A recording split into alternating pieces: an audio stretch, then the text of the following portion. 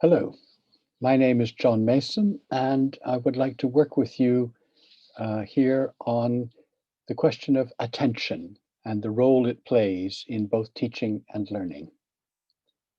First, I'll share the screen.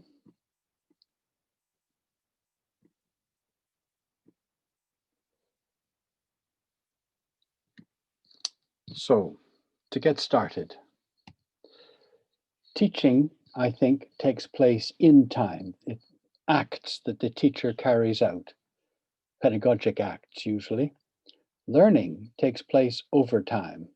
Lots to be discussed there, but this is just for background assumptions.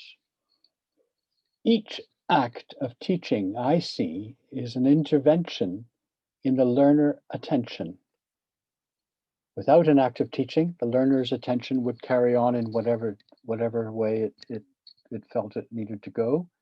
But the act of teaching is to intervene and to try to direct or shift learner attention into and onto something that's useful. And it seems to me pretty obvious that if the teacher and learner are attending to different things, or if the teacher and the learner are attending to the same thing, but differently,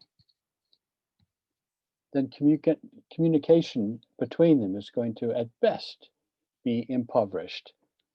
I think in many cases, this is the issue which means that learning does not take place as effectively as it could do. So I offer you the conjecture that in order to make teaching as effective as possible, it is important to become aware of different ways of attending to something. Become aware of shifts of my own attention so that I notice how my attention shifts from one thing to another as I'm thinking. To be aware of both what I am attending to and how I am attending to it. And to consider pedagogic actions which are intended to shift how learners are attending to something. That to me is one of the core issues in pedagogy. Now, I like to work with experience, and I'm going to invite you to do some thinking, and I'm going to invite you to pause the video and do further thinking at various times.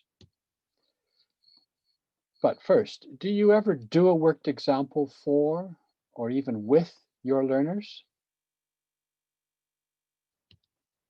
What are you attending to as you do this?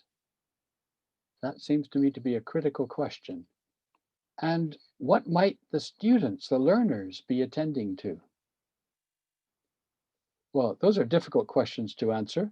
And so I'm going to offer you an example of a worked example.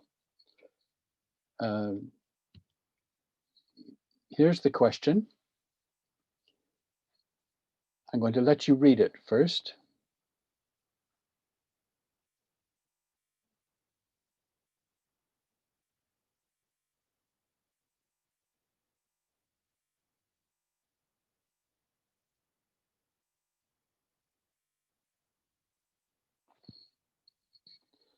Now I'm going to read it.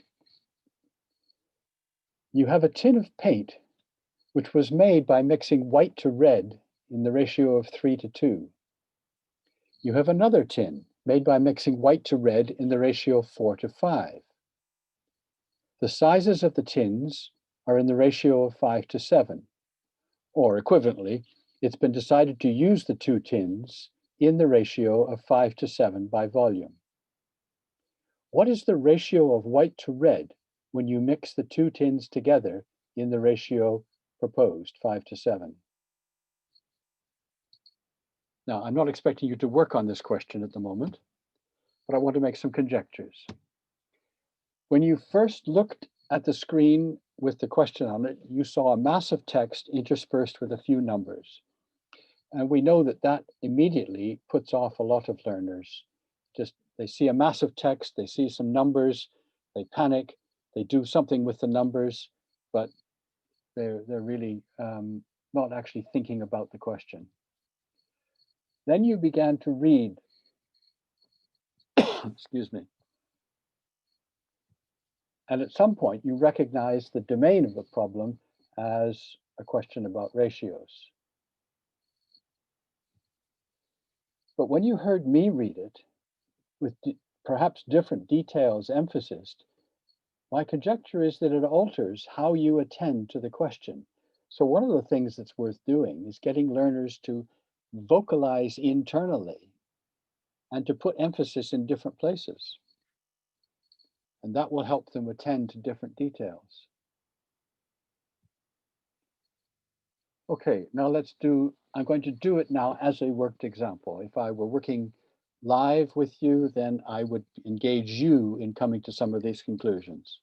First of all, here's the question.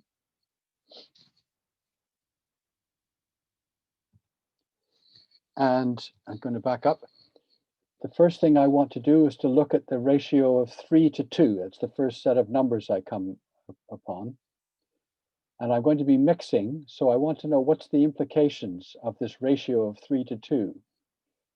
I ask myself, what is the fraction of white in the first white to red tin?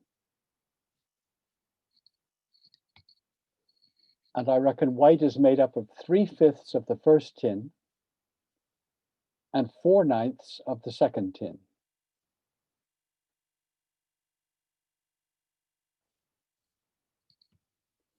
And I draw a picture for myself, depicting 3/5 and 2/5 for the white and red as fractions of the whole in the first tin, and in the second tin, 4/9 and 5/9. And these are going to be mixed in the ratio of 5 to 7. So the final combined mixture consists of 3/5 of 5/12 of the final combined tin. There's the final combined tin, and you can see the two parts. The first tin is going to go in the upper part, the second tin in the lower part, and that will be in the ratio of 5 to 7, or 5/12 and 7/12. So 3/5 of 5/12 of the final combined tin will be white, and 4/9 of 7/12 of the final combined tin will be white. And I can depict that in that way. So how much white is there in the combined mixture? Well, 3/5 of 5/12 plus 4/9 times 7/12 turns out to be whatever it is. And that fraction of the final combined tin is white. I can now do the same thing for red, or I can subtract from 1 and work out what the ratio of white to red is. Now, my question is, what were you attending to, and how did your attention move around while I was going through my working? I conjecture that as the numbers appeared, you tracked them in the original problem and checked that they were the appropriate numbers. At least, if I gave you enough time, that's what you might have done. When the diagrams came up, you could have formed an inner narrative describing or justifying what you saw. You may have simply looked at the diagram as a gestalt, as a whole, and just seen that it was right. But it would be much more helpful if you actually had a story, a narrative that you told yourself about the diagram. And again, that would only happen if I gave you enough time.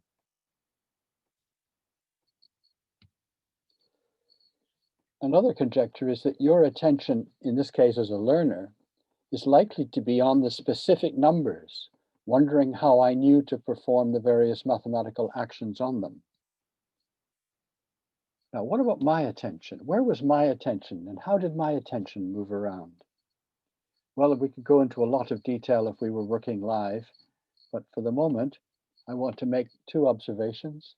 My attention was on the numbers as placeholders, the 3, the 2, the 5 to 7, the 4 to 5, and I was aware that the 2 5s were playing quite different roles. I wasn't going to get confused or mixed up between the role of the different fives, the two different fives. And what I was trying to do was to enact shifts from ratio to fractions of a whole, and making sure that at every stage the whole was always stated.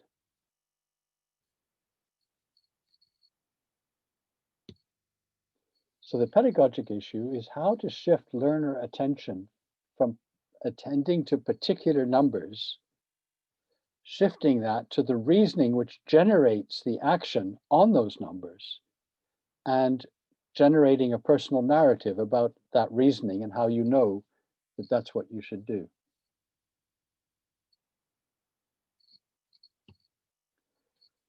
And another feature is moving towards generality. And so I ask myself the question, what else could be varied? In fact, indeed, what could be varied? Now, there's some pedagogic opportunities here. Each step of the reasoning, I can engage participants, asking them, well, for example, what is the fraction of white in the first tin? What is the fraction of white in the second tin? Those sorts of questions. But there's a problem. Do participants remember and retain the questions? Or do they at best enter into the question and try to answer it, the specific question with the specific numbers? If they don't remember and retain the overall questions that I'm asking, then they're not actually prepared to answer another question of the same type. At best, they're going to follow it like a template rather than reasoning for themselves. Do participants recognize what prompted each question so they could in future ask it for themselves?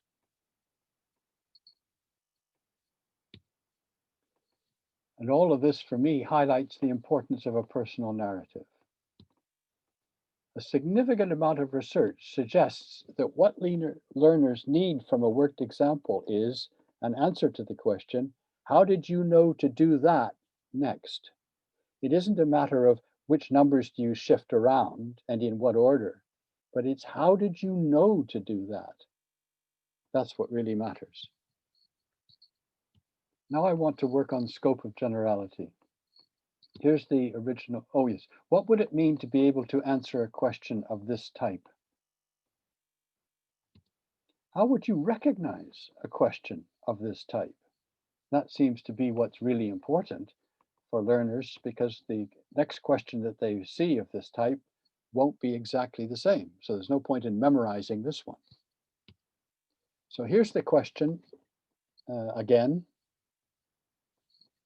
And I'd like you to pause the video and construct a problem like that one that can be answered in the same way.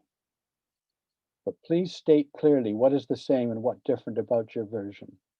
When you've constructed and answered both of those, then perhaps you might want to start the video again.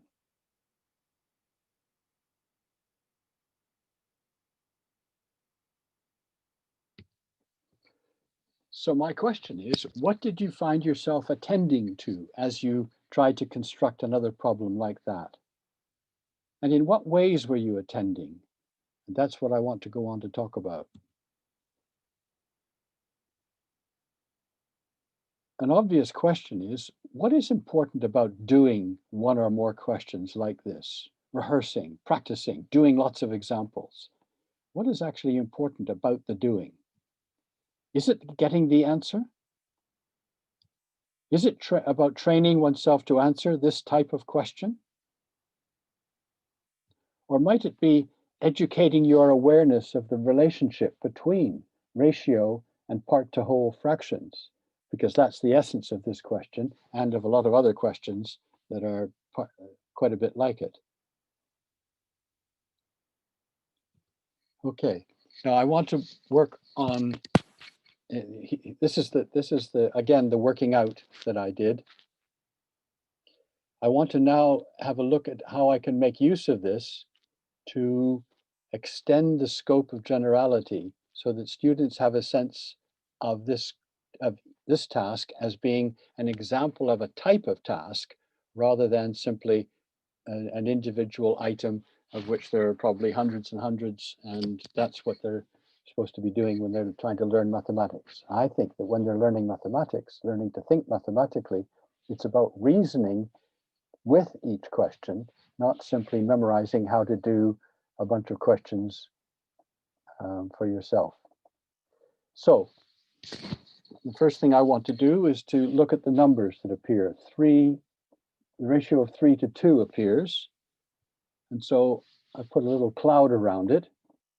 Where else does the ratio of 3 to 2 show up in this working?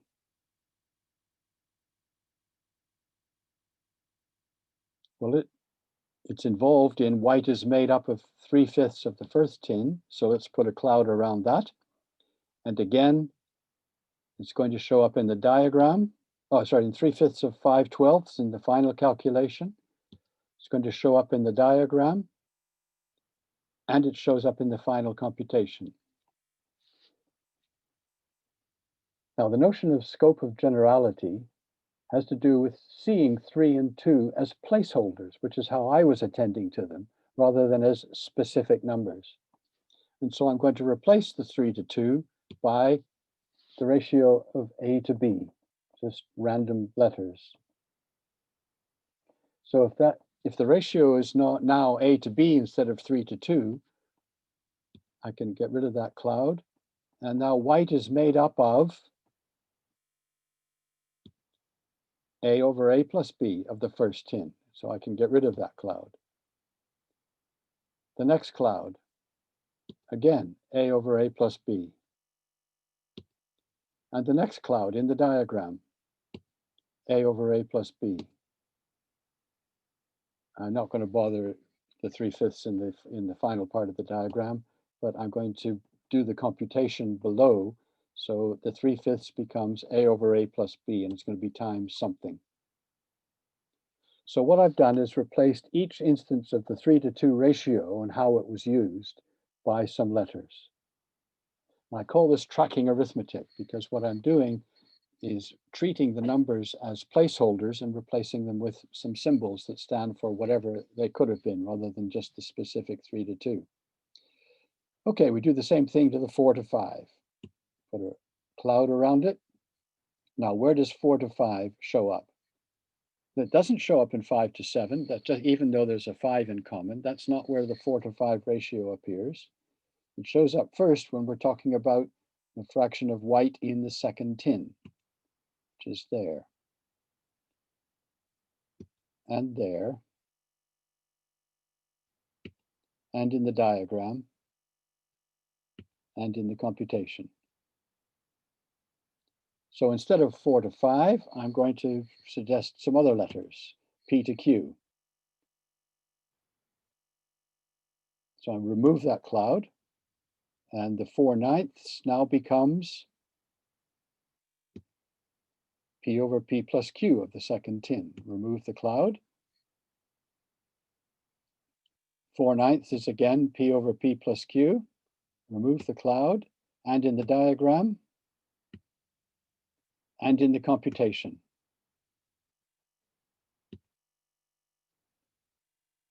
Now I've got two more numbers, 5 to 7. So we'll put clouds around all of their occurrences. 5 to 7 is the basis for calculating 5/12. So we'll put a cloud around that. And there's a 5/12 over on the far right of the diagram, and a 5/12 in the computation. There's a 7/12, which also comes from the 5 to 7 ratio, and in the diagram, and in the calculation. Now I'm going to go through and replacing the 5 to 7 by, again, a couple of letters, in this case, S and T. So I've replaced the first occurrence and remove the cloud. Second occurrence, remove the cloud. Third occurrence, remove the cloud. Now it's A over A plus B of, instead of 5/12, it's S over S plus T. Remove the cloud. And the 5/12 over in the far right diagram. Just do that again. And in the final computation, oh, sorry, remove the cloud, and in the final computation, the 5/12 is now S over S plus T. And now the 7/12 is T over S plus T.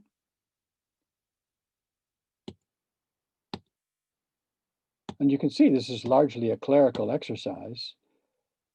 And if you were particularly algebraically minded and desperate, you might actually do a calculation to add all those up. To me, that is actually irrelevant. What is important is that I've experienced the treating of the numbers, the specific numbers, as placeholders. And so now I have a sense of a whole class of problems that I could be asking, or could be asked indeed, and yet I would still know how to do them. What else could be varied in a task like this? Well, I think you could mix more tins and you could have more colors. But basically, you'd be reasoning in the same manner. Suppose you're told the final mixture desired, and you have to work out what mixture of the two given tins you should use in order to achieve that mixture.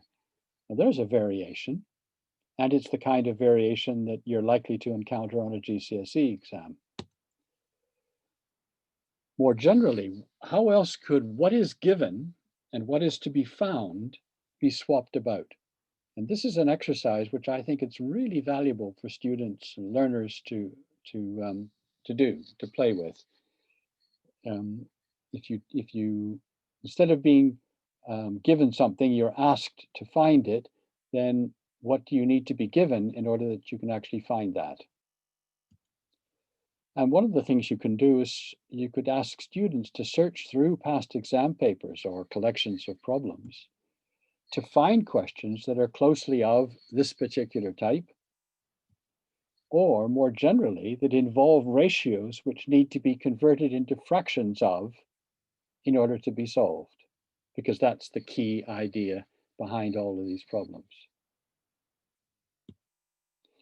So I've asked you to try to trap movements of your attention.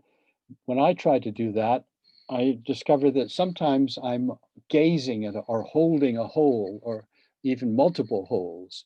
So when I gazed, when you first saw the task, I suspect that you saw the whole paragraph, and only then did you start to distinguish some details like numbers. So there's holding holes, and there's also discerning details, which means creating fresh holes or subholes. And it's the details that matter. And paying attention to whether a verb is singular or plural might be not quite as important a detail as picking out different numbers and what the numbers are measuring in a problem. Another way of attending to things is to recognize relationships, and that's between details that you've discerned, such as the 3:2 is a ratio, and it gives me access to a different relationship, which is what fraction of the whole are each of the parts. What, for me, the most important, or at least a major shift which can take place, is perceiving properties as being instantiated. So when I was showing you how I would work out that ratio question, I was seeing the 3 and the 2 as placeholders. I was perceiving properties which were being instantiated in the particular with the notion of the ratio of 3:2, 5:7, and 4:5. And it's the shift from recognizing relationships in particular situations and perceiving properties as seeing those relationships as instances of properties. And for me, that's a really major shift. And I'm not sure that all learners actually experience it in school. And then there's reasoning on the basis of properties. So I was able to reason that if I know the fraction of a tin that's white and the fraction of another tin that's white, and I know the ratio of how to put those together, and then I can work out how much white there is altogether. It takes a long time, a lot of practice and personal observation to begin to see the value of these different ways of attending to something, but I found them particularly useful for me. So, looking back, whenever you are asking questions about some detail, some specific part of a question, a page of text, a diagram, whenever you're showing somebody how to do something, whenever you wish to draw attention to some relationship between things that you have discerned, some details, and whenever you're expecting learners to reason about something, in all of these situations, ask yourself, what am I attending to? And how am I attending to it?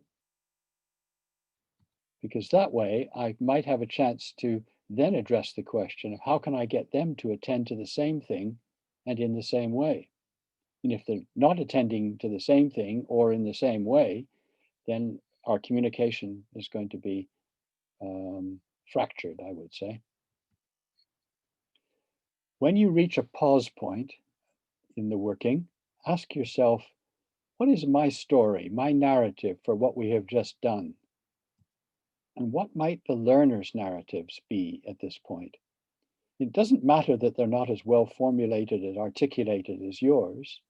Indeed, you don't want your narrative to be imposed on them. It's about them constructing their own story, because that way they have a chance of accessing the thinking rather than simply remembering, oh yeah, I've done a question like this, but I don't know how to do it now. So I ask you the question, what struck you that you might want to work on or develop as a result of watching this video? And more specifically, what was this session about for you? What is your current narrative?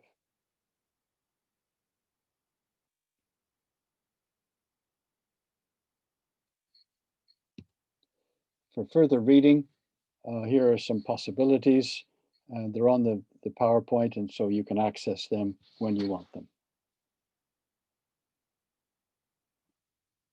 So, thank you for your attention, and I hope that it serves to inform your practice in the future.